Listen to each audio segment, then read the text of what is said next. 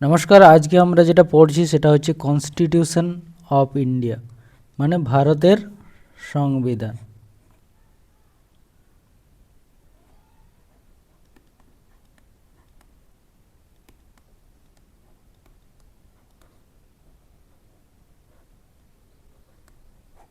এটা যদিও আমি অন্য পারপাসে বানিয়েছিলাম, আজ তোমাদের সাথে পড়িয়ে দিচ্ছি। এটা সম্পূর্ণ ইংলিশে আছে, আমি বাংলা করে করে যাব। তাই ভিডিওটাকে প্রথম থেকে শেষ পর্যন্ত মনোযোগ সহকারে দেখবে, কারণ এখান থেকেই সম্পূর্ণ আসবে কনস্টিটিউট রিলেটেড যা আছে। দেখো, আমাদের constitution first adopted by constitution assembly, না আমাদের অ্যাসেম্বলি দ্বারা প্রথম যে কনস্টিটিউটটা অ্যাডপ্ট করা হয়েছিল সেটা ছিল 26 নভেম্বর 1949, মানে 26শে নভেম্বর 1949 আমাদের কনস্টিটিউটটা তোমার অ্যাডপ্ট করা হয়েছিল, মানে গৃহীত হয়েছিল। কিন্তু যেটা ইফেক্টিভ মানে কার্যকারিত হয়েছে 26শে জানুয়ারি 1950। তাহলে এইখান থেকে দুটো কোয়েশ্চেন আসে যে আমাদের কনস্টিটিউশন সংবিধান কখন গৃহীত হয়েছিল। গৃহীত হয়েছিল আমাদের 1949 26শে নভেম্বর, আর কার্যকারিত হয়েছিল 26শে নভেম্বর 1949।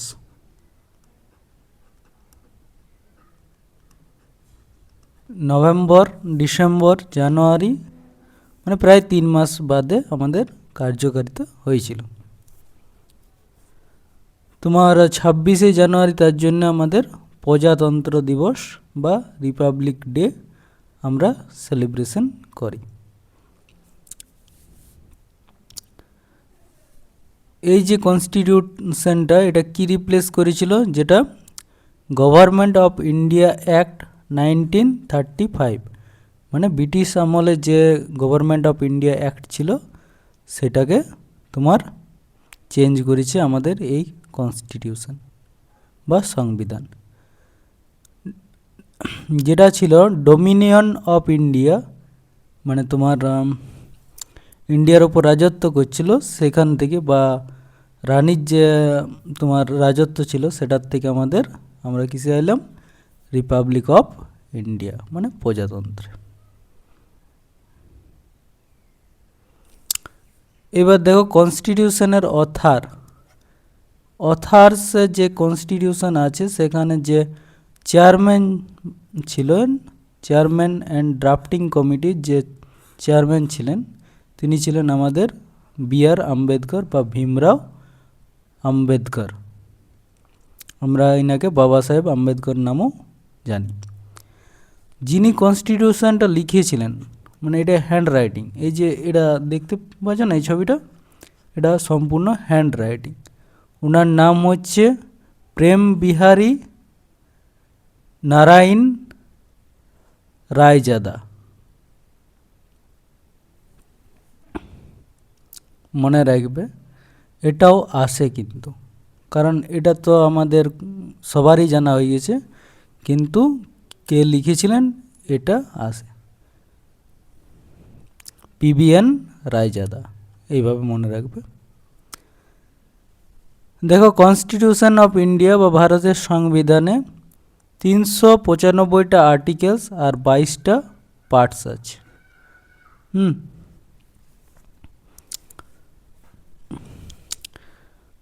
আর তোমার 12টা শিডিউল আছে।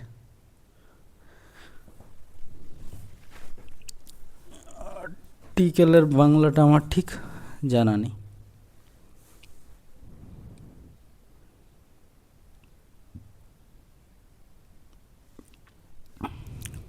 চিন্তা নেই, পরীক্ষায় তো বাংলার সাথে সাথেই ইংরেজিও থাকবে কোয়েশ্চেনটা।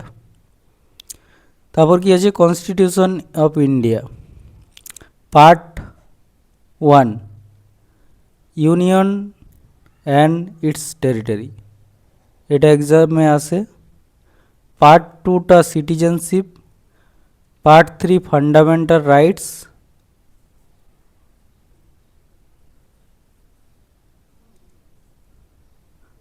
আর part 4 principal of state policy, আর পার্ট 4A তোমার ফান্ডামেন্টাল ডিউটি। এই যে রেড কালারের যতগুলো আছে সেগুলা খুবই ইম্পর্টেন্ট, ভেরি ভেরি ইম্পর্টেন্ট, বেশিরভাগ এক্সামেই কিন্তু এগুলা আসে।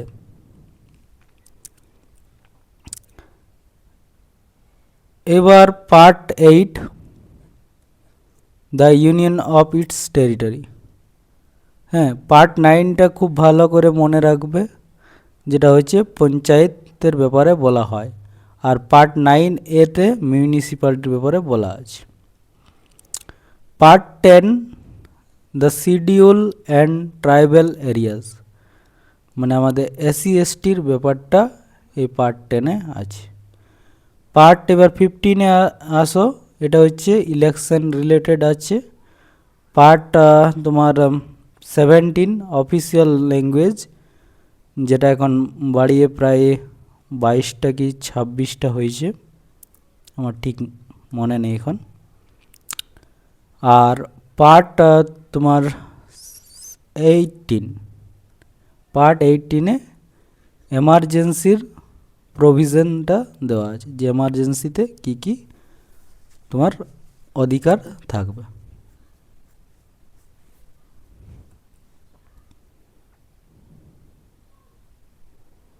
এগুলোই আছে।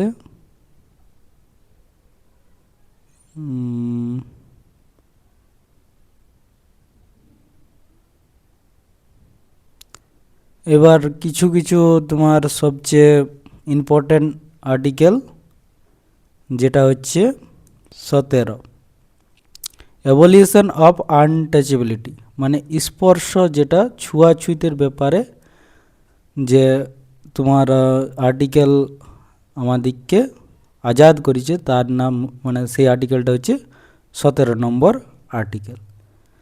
তারপর কি আছে 19 নম্বর article, protection of certain rights regarding freedom of speech etcetera. আমরা যে ফ্রিডম অফ স্পিচ, মানে আমাদের যে বাক স্বাধীনতা আছে, সেটা আমাদের 19 নম্বর আর্টিকেল থেকে আমরা পাই। 21A, এটা দেখো রাইট অফ এডুকেশন, আমাদের মানে শিক্ষার ব্যাপারে যে আর্টিকেলটা, সেটা হচ্ছে 21A। তারপর আছে তোমার 23 provision of traffic in human beings and force labour, মানে এটা আমাদেরকে বলে যে মানুষের তস্করি, মানে যে মানুষ পাচার, যেটা তোমার নারী পাচার, পুরুষ পাচার বা ফোর্স লেবারি, যে তোমাকে জোর করে কোনো কিছু কাজ করানো, এটার থেকে আমাদেরকে প্রভিশন করে, বাধা দান করে, সেটা হচ্ছে 23 নম্বর আর্টিকেল। 24 নম্বর আর্টিকেল কি করে, provision of employment of children in factories etcetera, যে আমাদের 18 বছরের নিচে, যেটা আমরা চাইল্ড লেবার বলি, সেখানে মানে ফ্যাক্টরিতে বা অন্য কোথাও এই চাইল্ড লেবার আমাদের ব্যবহার করা যাবে না, এটা আমাদেরকে দেয় তোমার 24 নম্বর আর্টিকেল দ্বারা।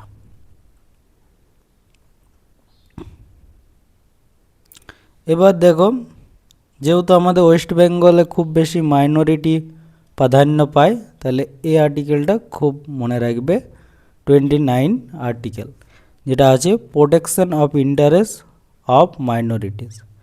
আর তোমার তারপরেরটায় 30 নম্বর আর্টিকেলটাও ভালো করে মনে রাখবে, যে right of minorities to establish and administration education institution, মানে এই যে মাদ্রাসা বা তোমার চার্চের যে তোমার এডুকেশন ইনস্টিটিউটগুলো, মাদ্রাসা বা চার্চের যে এডুকেশন স্কুল হয়, তারা কিন্তু খুলতে পারে, তাদের ধার্মিক শিক্ষা দেওয়ার তোমার অধিকার আছে 30 নম্বর আর্টিকেল দ্বারা। তবে হ্যাঁ, এখানে কোথাও গভর্নমেন্টের ফান্ড দিতে হবে এরকম কিছু বলা নেই আর্টিকেলে, কিন্তু ভোটের জন্য সমস্ত গভর্নমেন্টেই কম বেশি করে থাকেন।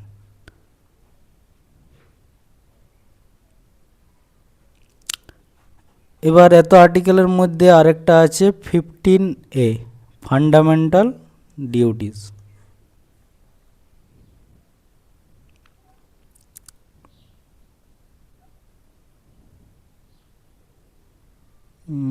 এখানে কিছু আছে। 54 ইলেকশন অফ প্রেসিডেন্ট, মানে তোমার রাষ্ট্রপতির যে ইলেকশন হবে সেটা আমাদের বলে 54 নম্বর আর্টিকেল। আর তোমার 56 নাম্বার বলে তোমার টার্ম অফ প্রেসিডেন্টের তোমার কত টার্মের জন্য থাকবে সেটা আমাদের 56 নম্বর আর্টিকেল দ্বারা আমরা জানি।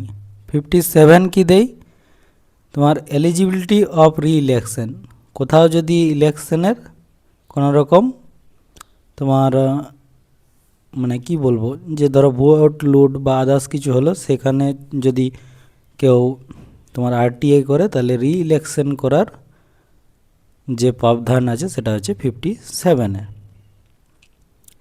58 কোয়ালিফিকেশন ফর ইলেকশন অ্যাজ প্রেসিডেন্টের তোমার ইলেকশন কিভাবে করাইতে পারে তার জন্যে তোমার ওটার মানে কোয়ালিফিকেশানটা দিয়েছে। 21 matters relating to or concerned with the election of president or vice president, এইগুলো কিন্তু আমাদের থাকে নাকি।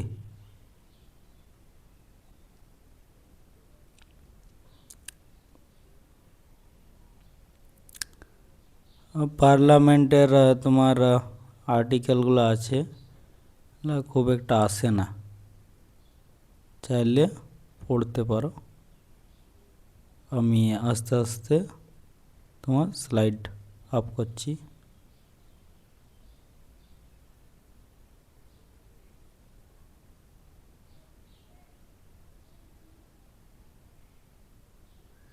একশো 24C পার্লামেন্টকে রাইটস দেয় তোমার ল বানাবার জন্য।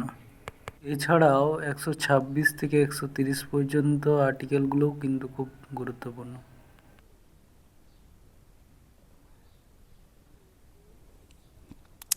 দেখো এইটা আসে মাঝে মধ্যে যে তোমার appointment and condition of the office of জাজ অফ হাইকোর্ট, 217 নম্বর হাইকোর্টের জাজের অ্যাপয়েন্টমেন্টটা আর্টিকেল থাকে। পঞ্চায়েত রাজটা একটু এই আর্টিকেলগুলো ভালো করে একটু মনে রাখবে, 243, 243B। আর মিউনিসিপ্যালিটিটা 243PQ থেকে আসছে।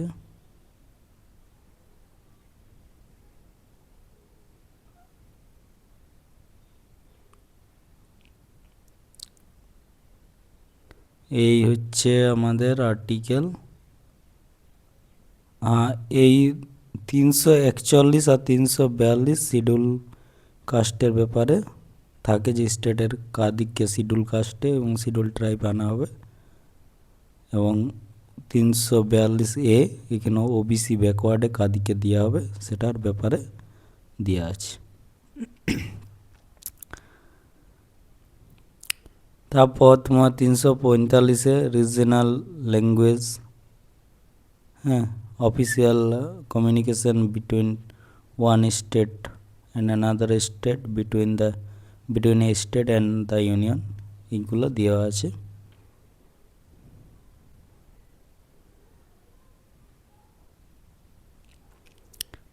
এবার দেখো যেগুলো ইম্পর্টেন্ট আছে, তোমার অ্যামেন্ডমেন্ট অফ কনস্টিটিউশন। তো আমাদের ফার্স্ট অ্যামেন্ডমেন্ট হয়েছিল 1951-তে। 9th শিডিউল ছিল এখানে তোমার, যেখানে সেন্ট্রাল আর স্টেটের লজ এবং আনচেঞ্জেবল ইন কোর্ট, মানে কোর্টের মধ্যে যে স্টেট বা সেন্ট্রালের যে ল আছে সেগুলো কিন্তু আনচেঞ্জেবল। কারণ আমাদের ভারত কি বটে, একটা ইউনিয়ন টেরিটরি নাকি, তাই প্রত্যেকটা স্টেটের কিন্তু ল আলাদা হতে পারে না, ল কিন্তু সবার ক্ষেত্রেই সেম থাকবে। তারপর ওই যে 42তম অ্যামেন্ডমেন্ট 1976-এ, এটাকে মিনি কনস্টিটিউশনও বলা হয়। এখানে প্রায় 59টা ক্লজ আছে। তার মধ্যে তোমার আছে অ্যাডিশনাল টার্ম যেগুলো ঢুকেছে, সোশ্যালিস্ট, সেকুলার আর ইন্টিগ্রিটি, যেটা 42তম অ্যামেন্ডমেন্টে 1976-এ ঢুকাইছে। তার আগে কিন্তু সোশ্যালিস্ট শব্দটা ছিল না। আর তার সাথে তোমার এই ফান্ডামেন্টাল ডিউটিসগুলো নিউ পার্টে তোমার অ্যাড করা হয়েছে।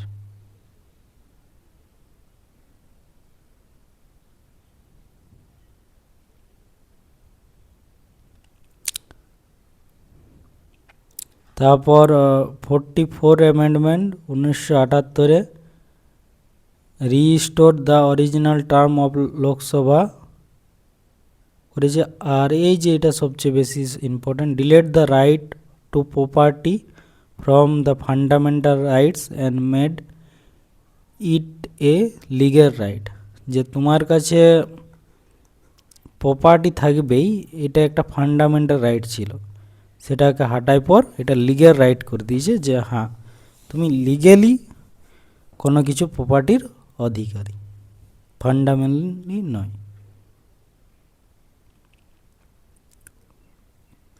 তারপর 52 অ্যামেন্ডমেন্ট 1985-এ, 1985-তে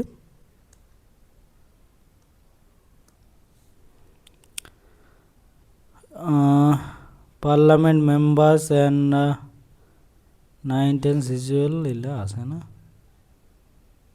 হ্যাঁ এইটা একটু মনে রাখার আছে।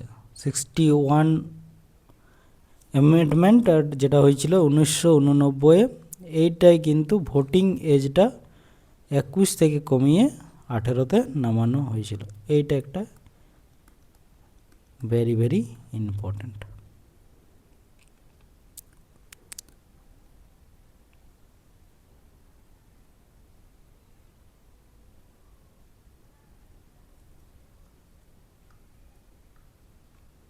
এই হচ্ছে অ্যামেন্ডমেন্ট। গাদা অ্যামেন্ডমেন্ট আছে তোমার, এই অ্যামেন্ডমেন্টটা একটুকু দেখবে। 103 যেটা 2019-এ হয়েছে, এখানে তোমার 10% রিজার্ভেশন দিয়েছে economical weaker section, EWS category স্টুডেন্টদের ক্ষেত্রে।